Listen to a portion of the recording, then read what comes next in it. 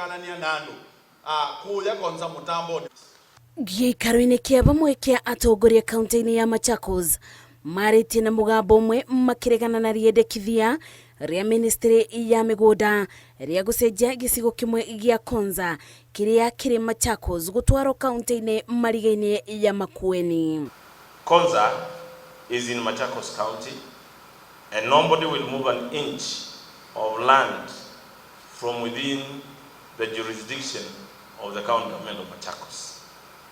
In December 2014, there was an interministerial report to the Senate on the demarcation of Konza city boundary by the Standing Committee on Lands and Natural Resources, clearly settling the matter of boundary around Konza. Atongoria ya mugite gucenjio gwa gicigo giki ni kuberithia aikari amu marithiaga makiria ma kilomita 60 kwamukira motungata kaunti-ini ya Makueni matigite utungata kilomita 20 kaunti-ini ya Machakos. You cannot move people who are 2 kilometers from the headquarters to 55-60 kilometers away for services. It's just unfair.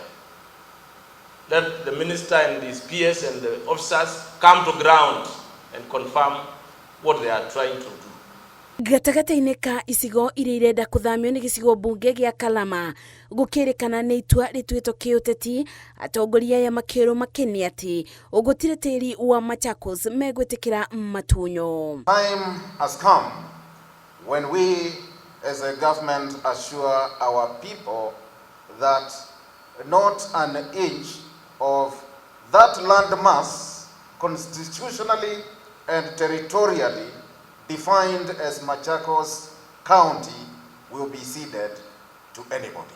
We don't know who is pushing for the lands from Kimutwa, Katumani, Yaida, all the way to Konza to be pushed to Makueni, which is over 30 kilometers away, instead of people assessing. Gukiri uguo atongoria ya morite ministry ya migunda kurugamia mibango yothe ya thama ya mibango ino o ginya riria atongoria kaunti-ini cicieri marikara thi maiguithanirie. Ngiribotera Inooro TV, Jetago Masi, Wadia wa Mureithi. There has been a lot of misleading information.